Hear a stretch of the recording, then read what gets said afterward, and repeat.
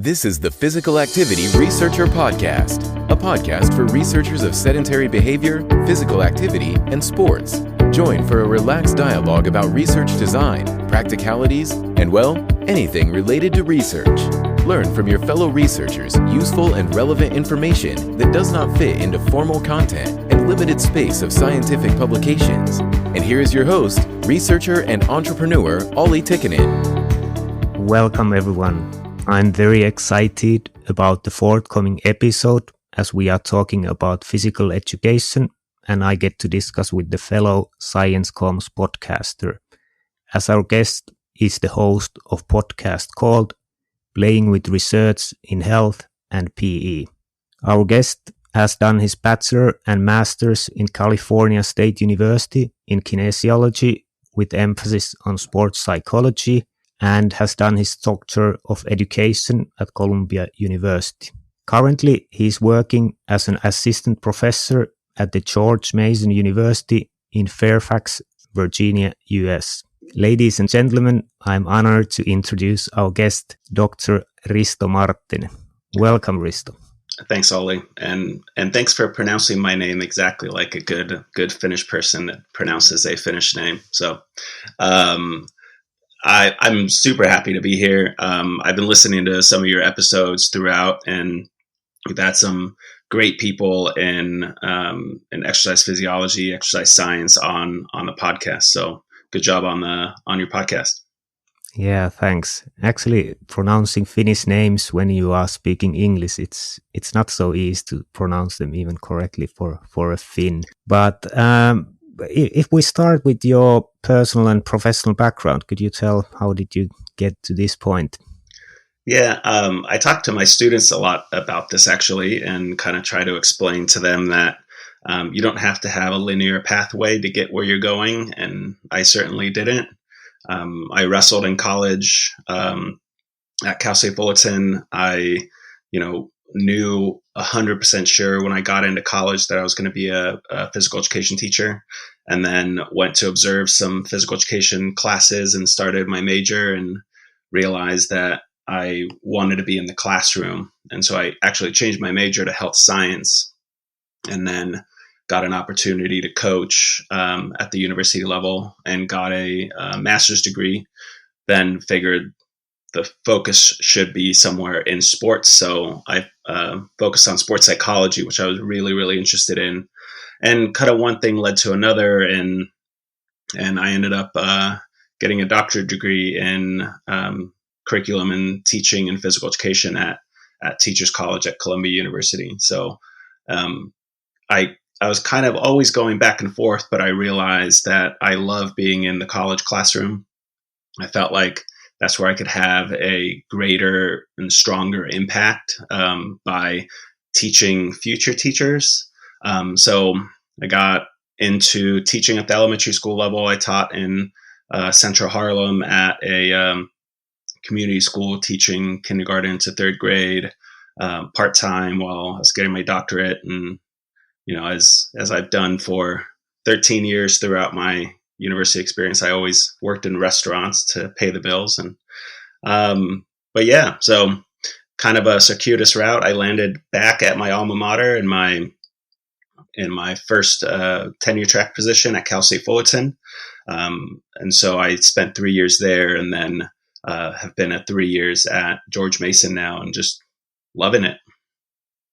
Yeah, so quite interesting pathway to this point. And you said that you were wrestling when you were younger.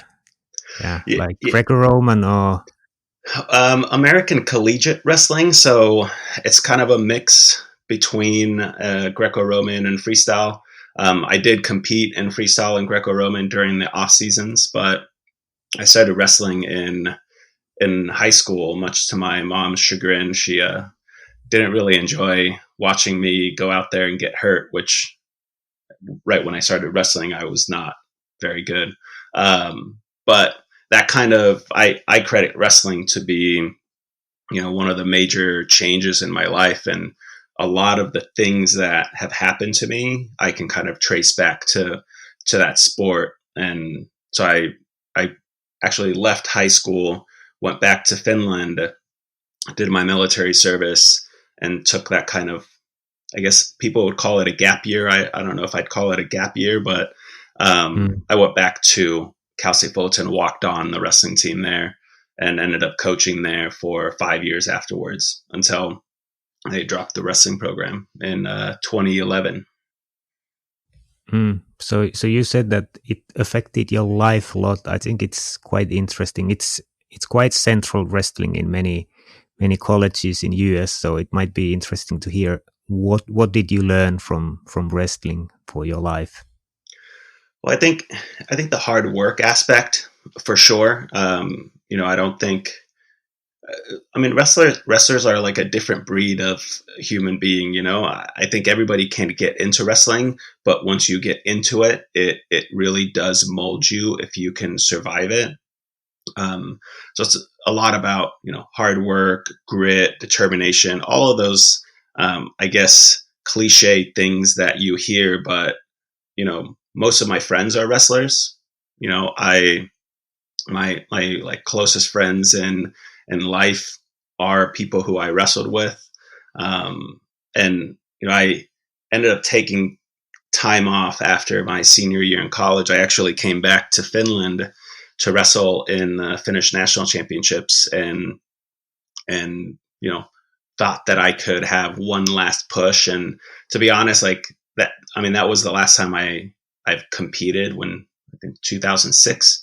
And people always ask, like, I do Brazilian jiu-jitsu now, and people are like, oh, are you going to compete again? Or you should go to this tournament. And I feel like my competitive juices are all gone. Like, I put everything out there. I had a great time while I was competing, but I have very little interest in competition, and my kind of outlook in how I choose to be physically active.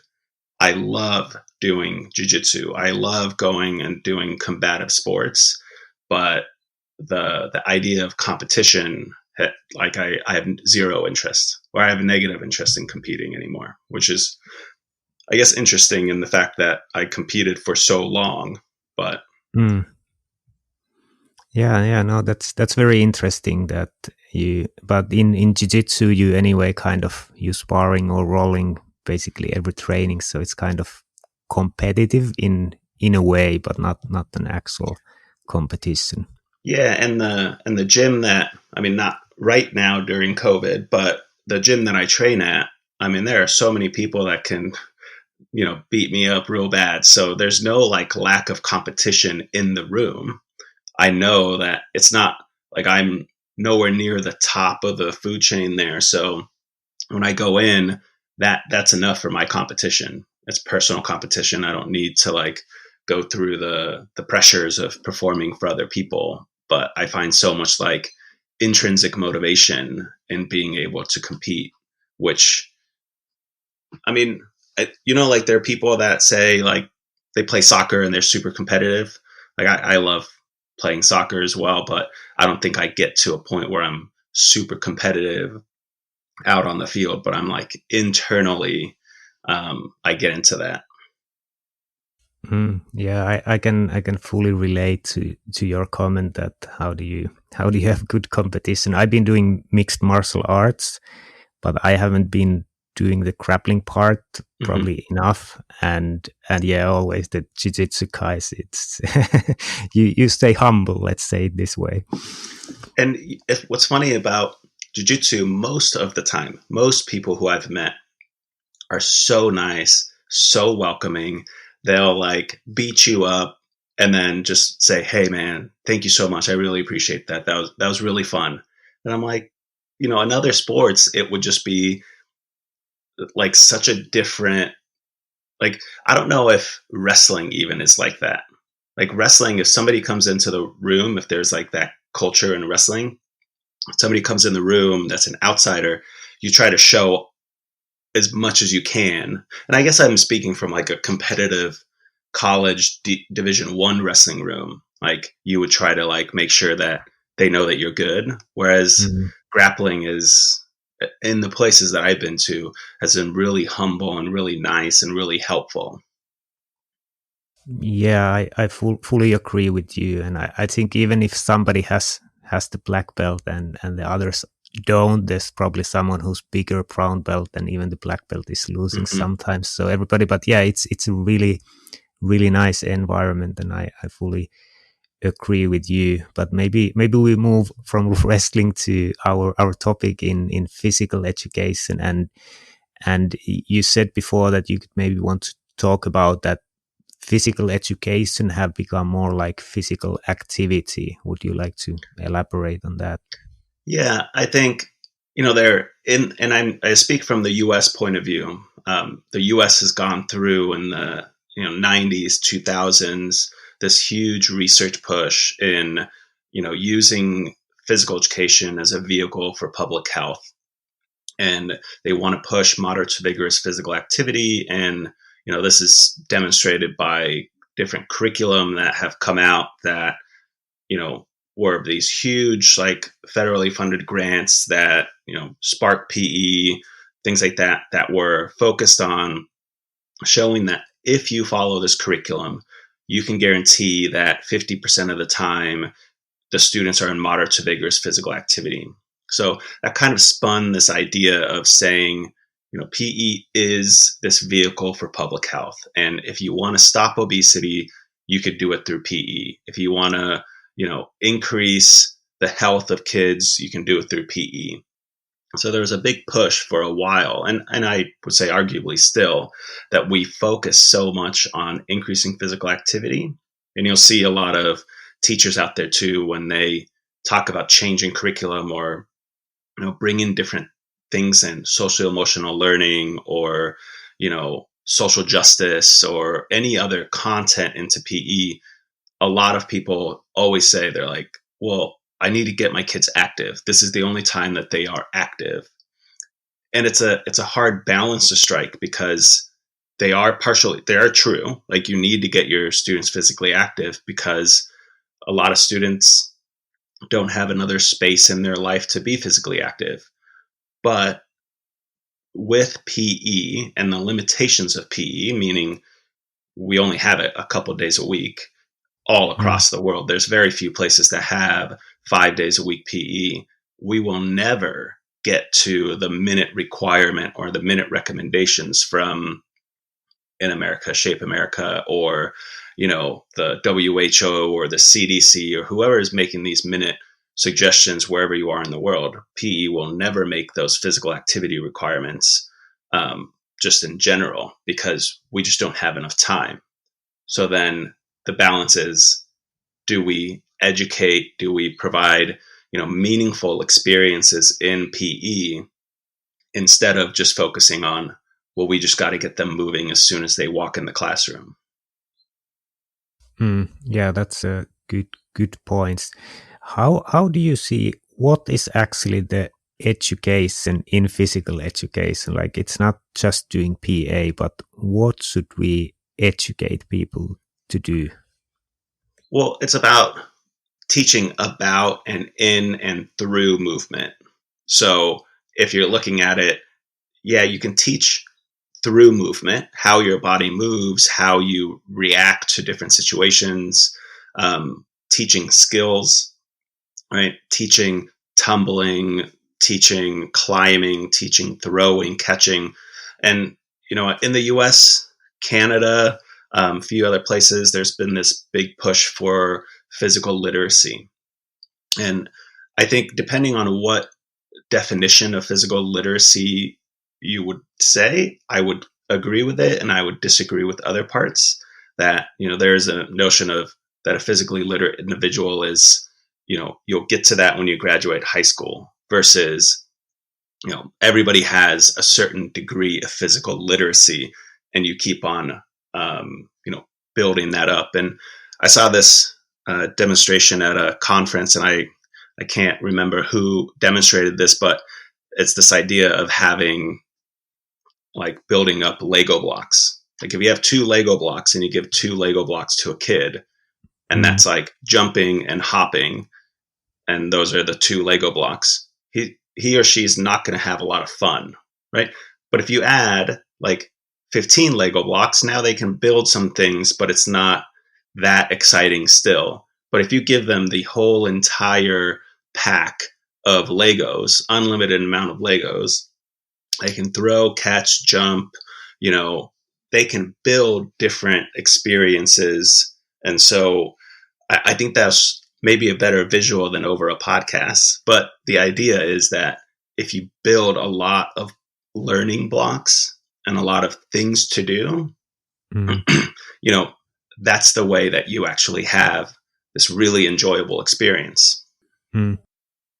For most sedentary behavior and physical activity researchers, collecting the research data is one of the most frustrating steps of a project, especially as inefficient data collection steals too much of your precious time, causes unnecessary stress and hassle, and can easily derail progress of your project. This is why we devised a revolutionary new way to collect data, introducing Fibian Sense Motion, the beginning of a new era. Fibian Sense Motion is a cutting-edge, next-generation system that allows you to easily and remotely collect, store, and manage data. Our solution features a tiny, waterproof device that captures the sedentary behavior and physical activity data, a mobile app for automatic uploading of the data from the device, and a cloud service for managing the data. Even better, all collected data is GDPR compliant, and you have access to automatically analyzed variables of activity types and raw 3-axis accelerometer data. Don't compromise on the quality of your research or the project timeframes. Discover the convenience and power behind our solution at sense.fibian.com. That is SENS.fibian.com. Fibian, created by researchers for researchers. And how big part of this is kind of motor competence, fitness, that you know and you're able to do these things? What do you mean by that? Like some people think that when you just teach kids with like enough motor skills that they can do many things, they can perform different kind of things and use these skills. How important in PE you see that they just learn enough motor skills? Well, I think that's part of the puzzle. I think that's part of learning motor skills is really important. So we need to teach those, but also we need to teach those skills that will be relevant to those students in their day-to-day lives. And we need to teach a variety of motor skills. And it can't be based on what the teacher likes. So for me, if I was able to only teach the things that I like, my classes would be doing a lot of wrestling and combative sports and soccer and basketball, and I would skip dance altogether. And I wouldn't teach dance because I'm not good at dance and I feel uncomfortable teaching dance, but I still teach it because I know that certain students are going to enjoy it. And that's where this like student-centered pedagogy comes in. And there's a lot of good work on student-centered pedagogies in the physical education research that has come out in the last 10, 15 years. And it's focused on listening to students over time, talking to students, reacting to students, and, asking them, negotiating the curriculum with them to figure out what do they want to do? What do they want to learn? I worked with a first year student in a inner city neighborhood in Los Angeles, and the school, was a low income school. He had a really hard time in his first year getting comfortable with teaching. And he called me and he's like, hey, we learned all these schools. He was in an affluent school during his student teaching experience. And he learned all these games and skills, and he was really struggling teaching in this inner city school. And I said, well, what are you teaching? He's like, well, I'm going through this ultimate Frisbee unit, which is totally fine to do in a middle school. And it was the right content. It was in the California content standards. that he was going to teach from. But I asked him, I said, do you ever see your kids playing ultimate frisbee? Like, do they throw frisbees around? He's like, no. I'm like, do you think that's meaningful for them? Do you think that in high school they are going to go out and play frisbee? Because it's not anywhere near, like, nobody does that in their community. Does it bring them value or social capital to be good as a frisbee player? He's like, no. I'm like, well, then we need to also talk to them and figure out what they want to do. So he did a questionnaire for students, what they wanted to do. And a lot of the students wanted to try volleyball. They've never played volleyball, and they have all these volleyball courts outside. And so he switched his unit to be more student-centered that way. And I think that's the tough part about being a PE teacher, because you also need to teach things that you think that they don't know, but they might like. Like, I can't just not teach certain things because the kids don't like it. If we did that, then we probably wouldn't get very far. So it needs to strike a balance of teaching activities, building experiences that they have, positive learning experiences throughout their childhood, in the hopes that they don't hate physical activity when they get out of school, or they don't, target physical activity and go, that's something that I hate, because that's not going to be good for their lifetime learning and lifetime physical activity. Yeah. So you mentioned meaningful experiences, enjoyment, and fun. And we actually had in another episode, we had Dr. Greg Dreyer, and he was saying that PE does not need to be fun, that mathematics in school is not fun, that maybe we put too much emphasis that it would be fun. What's your take on this maybe a little bit controversial statement from Greg? Well, I think where PE is situated is a marginalized subject. Math is not a marginalized subject. Math is something that you have to do. There's no getting out of math until you are like 16 or 18 in school. I think fun, this is one of the professors at George Mason, Tony DiGregorio, used to say that, fun is a vehicle of learning. And boring math, and math has their own issues. And I love that math is the one that is always brought up, because I bring up math. And, you look at math and look at how many people hate math. I hate math. Like, I do not like it. I did not do well. Like, during my, teenage years, when I was going through these advanced math classes that I wanted to drop, like, I would literally throw my book across my room at my house. And my mom's like, you need to calm down. And like, I really, really dislike it. I don't get it. But I wonder if I had teachers who made math fun, made math meaningful, made it resonate with my life, and made it connect more than just, F equals X plus 3 to the third power. Solve this. What does that mean? What's the point of that? And I think we get stuck as PE teachers, as teacher educators, and sometimes forgetting to explain the why. Why is this important?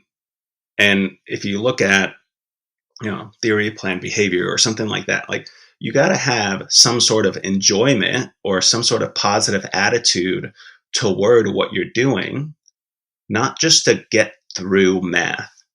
And for all the people who love PE and for all the people who love math, there are a lot of people who hate those subjects. And I think that's where you kind of get to it, where, you have to find that balance of making it enjoyable. Because if you look at the physical activities that you like to do, I'm sure that if you do martial arts, it's something that you enjoy at some level. You have a passion for, you have the ability and the means to get there, and you have some sort of, social support or pressure or whatever to get you to that door to go into that training session. The things that you don't like, we're not even talking about. because you don't enjoy doing them. Like, I don't really enjoy dancing. So when I am thinking about what type of physical activity do I want to do, I'm not going to go to a Zumba class, but it's not even on my mind, because it doesn't, I don't have a positive attitude towards it. And for math, like, I get by with what I get by. It's probably some, base level of understanding that I have because I went to math classes for 13, 14 years. So I have a basic level of understanding. But I think fun, enjoyment, that's a part of life. Yeah, I agree. And I think you already mentioned quite many things of this, that what are meaningful experiences, but maybe you can say them together. That how do you see, where does the meaningful experience come from? What are the constituents? So, and I know Nora has podcasts and blog and all this stuff on meaningful PE, and Tim Fletcher. If you haven't, I think Tim Fletcher's been on there. I think those people know a lot more about meaningful PE. I've had Tim and Stephanie Benny on my podcast, so I won't speak to this as any sort of expert, but I look at meaningful PE as something that explains the why, right? Explains why we are teaching what we're teaching. It's something that students have some control over, connecting with that activity or guiding that activity to where they want to go. And I think, not necessarily in that space of meaningful PE, if we have to categorize these, but I find informal sport really, really interesting. And Justin O'Connor down at Monash University has done a lot of work on this. He's come on our podcast as well. And when I talk to him, and I haven't done any research in this area, but I just love talking to him and hearing his opinions about this idea of having these informal sport places. Not, I have to go into practice every Tuesday, Thursday, or I don't play Saturday. It's the things that we do as adults. For me, it's jiu-jitsu. It's informal for me, because if my wife says that we're going to go do something else on Saturday morning, or we're going to do a hike, I'm not going to go to jiu-jitsu practice. But if I don't have anything going on Tuesday night, I can go there. And that's the same thing for informal, bicycle groups or informal running groups. And if you think about how adults, not every adult, but how most adults participate in physical activity, it's through this informal structure. It's walking, it's hiking, it's Saturday, it's a really nice day, I'm going to take my bike out and go for a bike ride. Or, hey, a bunch of my friends called me up and said, we're going to get together and play a neighborhood pickup basketball game. And so I think that there's so much, and I think it overlaps with meaningful PE or meaningful physical activity. It's because you have a choice in doing it.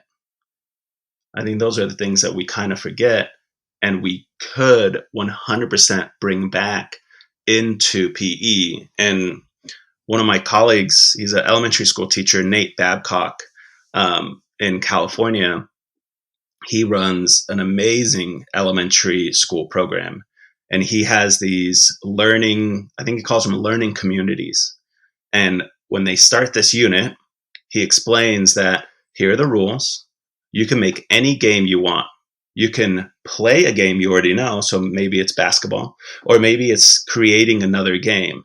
But once you pick that area, you have to stay in that area and for the next 2 lessons or 3 lessons. And you have to make the rules. You have to follow the rules. If somebody is in conflict or wants to change the game in the middle, they need to work that out, and they need to figure out how to do that themselves.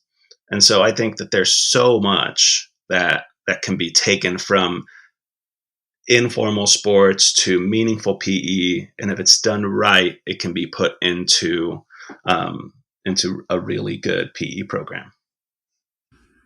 Yeah, I really like what you were saying. It makes all the sense with informal sports. And I was doing earlier like team sports. I was playing Finnish baseball and then moved to individual sport, mainly in shape of martial arts and some trail running. And in team sports, you need to go training every day because it's kind of also the team effect in a way.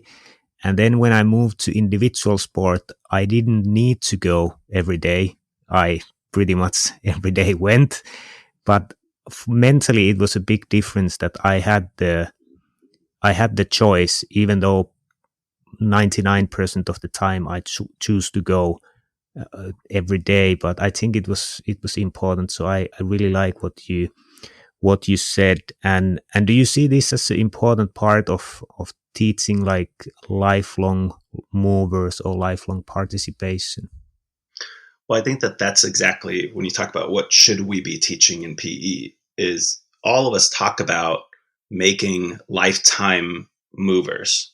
And I think that's one of the issues that PE has is we don't actually have a definition of physical education because some countries, some individuals will say, well, it's development of physical literacy. And other people raise up their hands and say, stop talking about physical literacy. That's not what PE is about. And other people will say that it's, moderate to vigorous physical activity and so on and so forth. But I think where we all kind of can come into an agreement, as much as a bunch of PE teachers can agree on something, it's about making, providing opportunities or developing lifetime movers, people who enjoy physical activity. But then when we teach, we're not necessarily looking at providing those tools for them to make their own decisions, to develop their own programs, to really figure out meaning in what they do and having choice. And one of the struggles I have is in PE, in a rigid PE format. So let's say you go all the way through your last year in high school in PE, up until May of that year, your high school senior year, you're forced to do something you don't like to do. So you're telling a 17-year-old in May that you have to play flag football, or you have to do this strength and conditioning thing, or you have to do this other thing, because that's in a top-down teacher-directed program. Then they enter university in August, and they're still 17 or 18. So that's only a few months away. And now they walk onto a university campus and they have a rock climbing wall. They have Zumba classes, have yoga classes, they have intramural leagues. They can play all of these things, and that choice suddenly is there. And so I think that, what we could do is break out this kind of choice-based curriculum. And I know that there are people that do this. They provide different choices and students get to choose what they want to do and develop. And I think when it all comes down to it, it's how do we teach lifetime physical activity? Because for all those people who say that, PE isn't about physical activity, they want to talk about some sort of different lens to it, right? PE is about making lifetime physical activity movers. And that's what I think.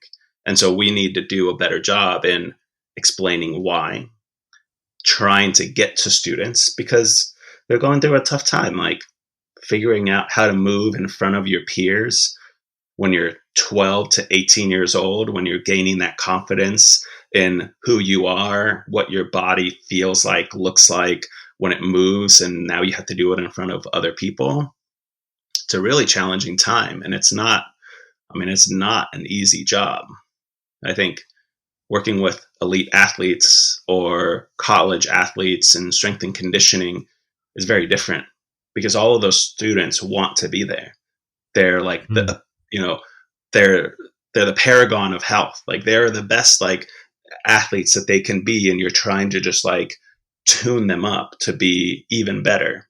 Whereas, being a PE teacher, you have students who just are going through a lot of tough times in their life, and they don't want to be physically active.